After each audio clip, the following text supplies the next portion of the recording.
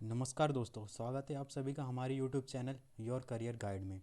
दोस्तों, अगर आपने अभी तक हमारे चैनल सब्सक्राइब नहीं किया है तो प्लीज़ इसे सब्सक्राइब करें, लाइक, कमेंट व शेयर करना ना भूलें। आज इस वीडियो में हम जानेंगे एसएससी सीपीओ एग्ज़ाम के बारे में। चलिए स्टार्ट करते हैं। एसएससी सीपीओ 2024-25 क्या है, पूरी जानकारी इस वीडियो में हम आपको देने वाले हैं। हम आपको जानकारी देंगे पोस्ट डिटेल्स के बारे में, एलिजिबिलिटी, एग्ज़ाम का पैटर्न क्या है, सिलेबस क्या है, एज क्राइटेरिया क्या है, फिजिकल टेस्ट होता है, मेडिकल टेस्ट होता है, क्या क्या प्रोसीजर है, हम पूरा प्रोसीजर आपको बताने वाले हैं।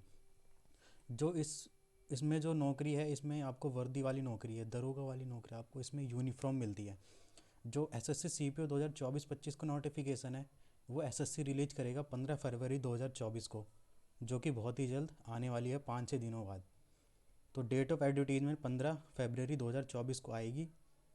देखिए, ये एसएससी ने एक नोटिफिकेशन जारी किया था 28 दिसंबर 2023 को, जिसमें इन्होंने बताया था कि S sub inspector in Delhi police and central armed police forces examination 2024 tier 1 computer based exam जो होगा 9-10-13 मई 2024 को होगा। तो इसी के अनुसार बहुत ही जल्द आपका नोटिफिकेशन आने वाला है एसएससी सीपीओ का। तो आप तैयारी करते रहिए। जो इसका एग्ज़ाम प्रोसेस है वो मैं बताने वाला हूँ। एग्ज़ाम प्रोसेस सबसे पहले होता है पेपर 1, जो कि होता है प्री, जो कि होता है कंप्यूटर बेस्ड एग्ज़ाम होता है, ऑनलाइन होता है। और सेकंड ईयर होता है पीईटी और पीएसटी, ये फिजिकल होता है सेकंड ईयर। और थर्ड होता है, थर्ड प्रोसीजर होता है इसमें टीयर 2, जो कि होता है पेपर 2 मेंस। और फिर इसके बाद होता है मेडिकल। जो फिजिकल और मेडिकल होता है ये दोनों क्वालिफाइंग इन नेचर होते हैं। जो फिजिकल और मेडिकल होता है ये क्वालिफाइंग इन नेचर होता है और इसके कोई भी नंबर आपको नहीं मिलते। जो आपकी मेरिट बनती है प्री और मेंस को मिला के बनती है पेपर को, वो जो मेरिट बनती है पेपर 1 और पेपर 2 को मिला के आपकी मेरिट बनती है।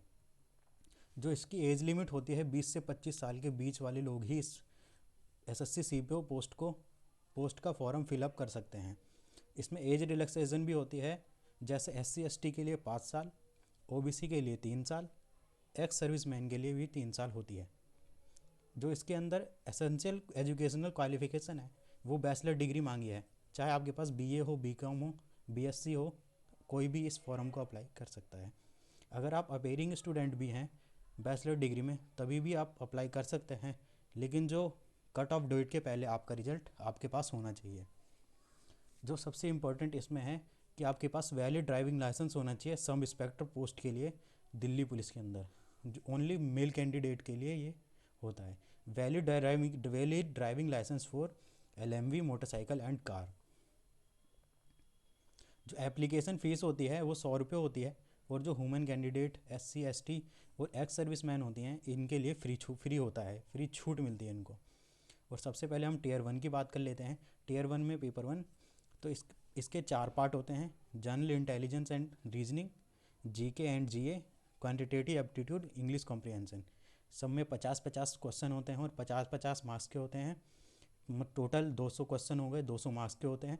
और कंपोजिट टाइम होता है, टोटल टाइम होता है इसमें, टोटल टाइम 2 घंटे का होता है। 2 घंटे में आपको पूरा पेपर करना होता है, जो कि कंप्यूटर बेस्ड एग्ज़ाम होता है। जो इसमें नेगेटिव मार्किंग होती है वो नेगेटिव मार्किंग होती है 0.25 मार्क्स नेगेटिव मार्किंग होती है। जो इसके बाद अगर आप टीयर 1 क्वालिफाई कर लेते हैं तो आप जाते हैं टीयर 2 में फिजिकल के लिए।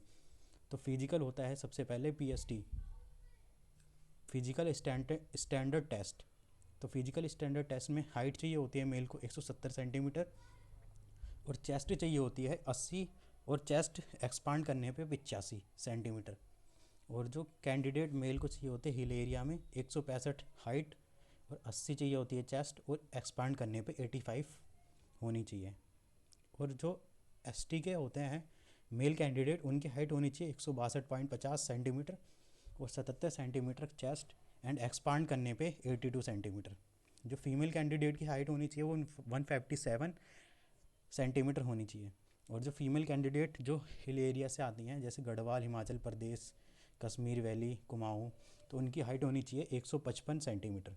और जो एसटी की फ़ीमेल होती हैं उनकी हाइट होनी चाहिए 154 सेंटीमीटर। चलिए अब फिजिकल में हम फिजिकल एंड्योरेंस टेस्ट की भी बात करते हैं, जो कि मेल के लिए होती है मेल के लिए होती है 100 मीटर की रेस होती है जो कि आपको 16 सेकंड में कंप्लीट करनी होती है। और इसके बाद होता है दूसरा 1.6 किलोमीटर की रेस होती है जो कि आपको 6.5 मिनट में कंप्लीट करना होता है। और इसके बाद लॉन्ग जंप होती है, हाई जंप होती है, शॉर्ट पुट होता है। तो लॉन्ग जंप में होता है 3.65 मीटर इन 3 चांसेस। आपको लॉन्ग जंप करनी पड़ती है 3.65 मीटर की, 3 चांस आपको दिए जाते हैं। इसके बाद हाई जंप होता है, 1.2 मीटर का, उसके लिए भी आपको 3 चांस दिए जाते हैं। और शॉर्ट पुट होता है गोला फेंक, तो उसके लिए आपको 4.5 मीटर के दूर पे गोला फेंकना होता है जो कि उसके लिए भी आपको 3 चांस मिलते हैं। और अब पीईटी में ही हम बात करते हैं फीमेल कैंडिडेट का। फीमेल कैंडिडेट का 100 मीटर की रेस होती है जो कि उन्हें 18 सेकंड में कंप्लीट करना होता है। और 800 मीटर की रेस होती है जो कि उन्हें 4 मिनट में कंप्लीट करना होता है। और इनमें लॉन्ग जंप होता है और हाई जंप होता है। फीमेल के लिए शॉर्ट पुट नहीं होता। और लॉन्ग जंप होता है तो 2.7 मीटर इन 3 चांसेस में करना पड़ता है। और जो हाई जंप होता है वो 0.9 मीटर इन 3 चांसेस में करना होता है। अगर आपने फिजिकल पास कर लिया तो आपका टीयर 3 होता है। टीयर 3 में आपका सिर्फ एक ही पेपर होता है इंग्लिश का, उसमें 200 क्वेश्चन होते हैं 200 मार्क्स के, और 2 घंटे का समय होता है। बस टीयर 2 की यही खासियत है टीयर 3 की कि इसमें सिर्फ और सिर्फ एक ही पेपर होता है जो कि इंग्लिश का। इसमें नंबर ऑफ़ क्वेश्चन 200 होते हैं, मैक्सिमम मार्क्स भी 200 होते हैं, और टाइम ड्यूरेशन भी 2 घंटे का ही होता है। जो इसमें भी नेगेटिव मार्किंग होती है वही आपकी 0.25 मार्क्स ही होती है नेगेटिव मार्किंग। अगर आप टीयर 3 क्वालिफाई कर लेते हैं तो आपका होता है मेडिकल जो कि होता है टीयर 4। मेडिकल में देखा जाता है आपकी आइज़ होनी चाहिए 6/6, आपका आइज़ का विजन होना चाहिए। और जो आपका नौकनी नहीं होना चाहिए, मतलब घुटने टकराने नहीं चाहिए। और आपका जो फ्लैट फ्रूट होना चाहिए, मतलब जो तलवे हैं वो एकदम समतल नहीं होना चाहिए। और इसमें आपको टैटू भी अलाउड होता है, आप पढ़ सकते हैं इसमें। और इसके बाद होता है पोस्ट प्रेफरेंस भरने का होता है। इसके अंदर पोस्टेज आती हैं, sub inspector in Delhi police, sub inspector in BSF, sub inspector in CISF, sub inspector in CRPF, sub inspector in Indo Tibetan border police force, और सब इंस्पेक्टर इन सशस्त्र सीमा बल। जो आपकी पोस्ट होती है, पोस्ट मिलती है, वो मिलती है मेरिट के हिसाब से, मेरिट बेस्ड और पोस्ट प्रेफरेंस। आपकी मेरिट जितनी अच्छी होगी और आप अगर कोई सी पोस्ट सबसे पहले भरेंगे पोस्ट प्रेफरेंस के हिसाब से तो आपको वही मिलेगी। रैंक इसमें मैटर करती है कि मेरिट आपकी कितनी आए, कितनी अच्छी है।